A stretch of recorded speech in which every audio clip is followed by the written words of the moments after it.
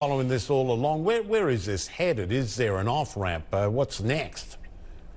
Diplomatic tension just continues to rise between the U.S. and China as we follow these very dramatic and fluid developments in Houston, in San Francisco, as well as in Chengdu. Let's first take you to Houston, where the U.S. State Department has confirmed to CNN that the Chinese consulate in Houston has been closed. On Friday, we saw U.S. agents, local law enforcement, even blacksmiths enter the compound.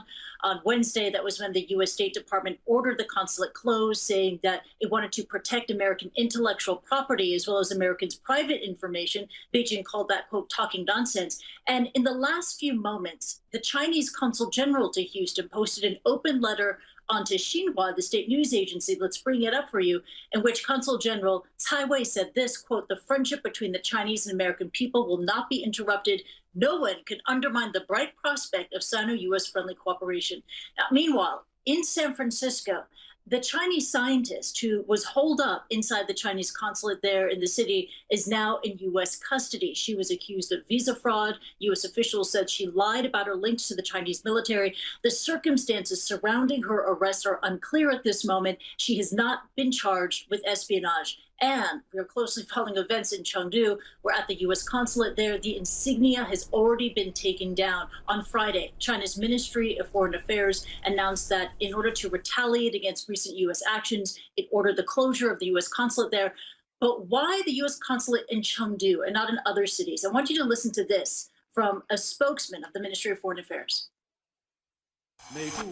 Some people of the U.S. Consulate General in Chengdu have engaged in activities that are incompatible with their status, interfering in China's internal affairs and damaging China's security interests.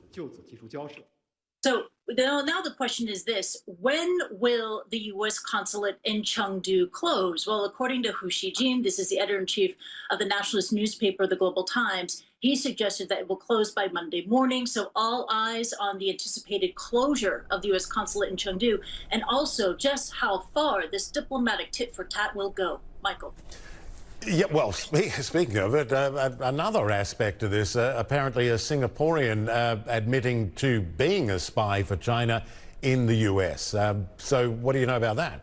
Yeah, an incredible new development. A Singaporean national has pleaded guilty for acting as an agent for China. U.S. officials say that he was working as a spy for China for 4 to 5 years, using a political consultancy in Washington, D.C. as a cover to gather intelligence for the Chinese, intelligence in regards to artificial intelligence, as well as the trade war.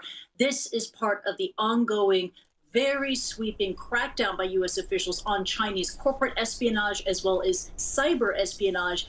It's also very important to note that this involves a non-Chinese national. Back to you.